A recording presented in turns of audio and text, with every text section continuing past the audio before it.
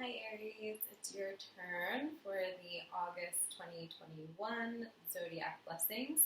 As I've mentioned for all the other signs, as well as in the intro video, there seems to be a theme this time around for release, and I believe the reason for that is that I'm doing this reading pretty close to the full moon, and full moon energy is about release. So you might want to keep whatever comes up in the reading in mind when you're doing your full moon release rituals this weekend. Also, I am pulling from 3 separate decks. Those decks are the Sacred Rebels deck by Alana Fairchild, the Ethereal Visions deck by Matt Hughes, and the Chakra Wisdom deck by Tori Hartman. I keep getting her name wrong. I don't know why. Okay, so I'm going to go through and just tell you what cards I pulled for you, and then I will give you my reading. So the first card I pulled was Pandora's Gift, and it's in reverse. I'm going to turn it upright, but I just want to acknowledge that. And then to clarify that, we have the Power of Attraction. Then I pulled the 8 of Cups, and that's being clarified by the Well, which is a additional card that Matt Hughes added to the tarot, but it's considered a major arcana, so some big energy there. And then from the Chakra deck, we have Confusion and Release, and they're both neutral colors, which symbolizes the 7th chakra, which is your spiritual center, your center where you connect with the divine. A few of the zodiac signs had both of their cards in that all-in-one chakra, so that seems significant to me. So overall, what I would say, and at some point when I was looking, there was also this card came out about prayer. Overall, what I'd say is there needs to be a little bit more hope and trust and faith in something higher. But we're going to go into the reading. Okay. So something higher does not need to be a deity or anything like that. You just something bigger than your own will and self. There needs to be something there, and we'll talk about it in a moment. I know Aries tend to be anti-theists, so I just want to be careful. So for Pandora's Gift in the reverse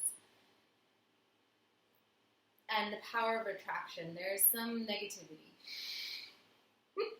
What I'm seeing here is just kind of you're receiving gifts. Maybe they're not coming in the form that you prefer them in, and that's typically how that works, right? But what we need to understand is that we might not see the obstacle in front of us as a gift in this moment, but we have to trust that for whatever reason, it's going to serve us in the long run.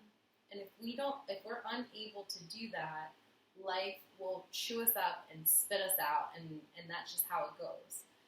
But if we understand here's an obstacle, yes, it hurts. Yes, I need to deal with how I'm reacting to the obstacle. Yes, I need to survive through this obstacle. But if we can really trust the process and keep that hope alive, that it's serving us, it's serving the highest good in some way, we are going to attract circumstances that really reflect that reality for us, the people, the situation. However, if we really think negatively about the obstacle, it's just going to keep getting worse. We're just going to attract more and more things to support it feeling terrible. Now, if you feel like you've been pretty positive in your mindset, that's great. That maybe that means that the gifts that are coming to you aren't coming as obstacles. Maybe they're very clear and you're attracting them because you're in the right mindset and basically right now your outer world is reflecting your inner world and vice versa. All I'm saying is that if you're having a hard time right now, Aries, it might be because you're not able to see how the things in your life are actually great for you and they're actually helping you out, and you need to actually keep a positive mindset as you're approaching them, even though they're coming in the form of obstacles. Obstacles are incredible for your positive self-growth. They suck in the moment a lot of times. I'm not going to pretend that I've loved all of my obstacles. I'm experiencing obstacles right now, and they're not all great, but I trust that they're moving in the right direction, and it helps me keep a smile on my face, and that's what's important. Okay, now we have the Eight of Cups. There's some things that haven't worked out, and you need to just kind of sit with them, process them, and then let them go. Not letting, yes, there's some difficulties in your life that are going to continue being difficult, but that's not your whole story. We all have those difficulties. Some of us a little bit more than others. However, they don't need to define us. We can reflect on them every once in a while and see how they have changed us, but they do not need to be the defining of our entire existence. They can help give meaning where it's necessary, but they are not the meaning of your life. Okay? So whatever it is that you're looking back on, see if you can just process it, journal about it, feel into it, and then start to let it go. Because what you're being called to do is to really just have a new vision altogether, to start a completely new path in some capacity, and it has to do with some of these gifts and obstacles that have come up. All right? Now, the problem that you're facing right now is just feeling a little confused, but understanding that even this confusion is a gift. There's something so sweet about not knowing what's next. There's something so sweet about being in the process, about being, half the time when I go on a road trip to a destination, it's more exciting to be on the road trip before I get to the destination. That's half of the fun.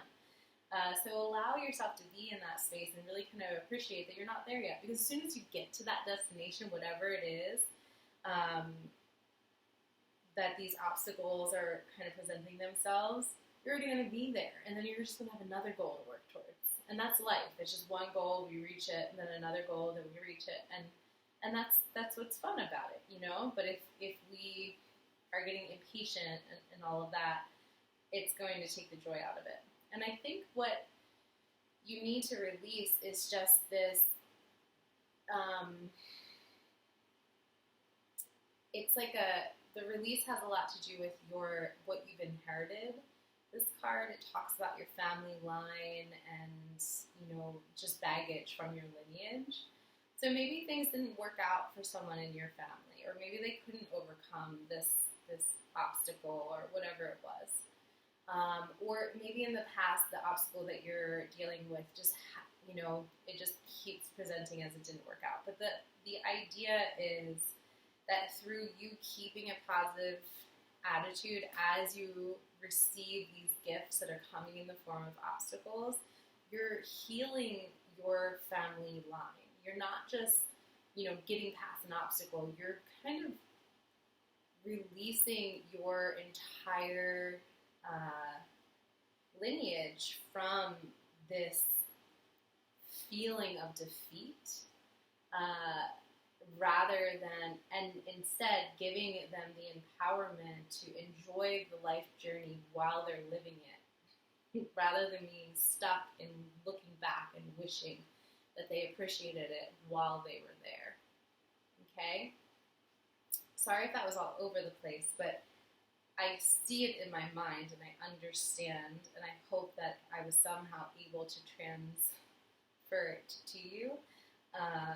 But your focus right now is to trust that the obstacles in your life are happening for you, and to keep a positive mental attitude as they're there. As you look back at things that haven't worked out, process them, but don't take them with you. You're starting a whole new page. Be open to the loveliness of being in process rather than at the destination, and releasing this lineage or inherited state of not actually being present while you're living it. Yeah? So you want to enjoy it now and not at the end of life wish that you did. Yes? I think that makes sense. Okay. Thank you, Aries. I will see you next month. I hope this was helpful, and have an incredible full moon. Take care.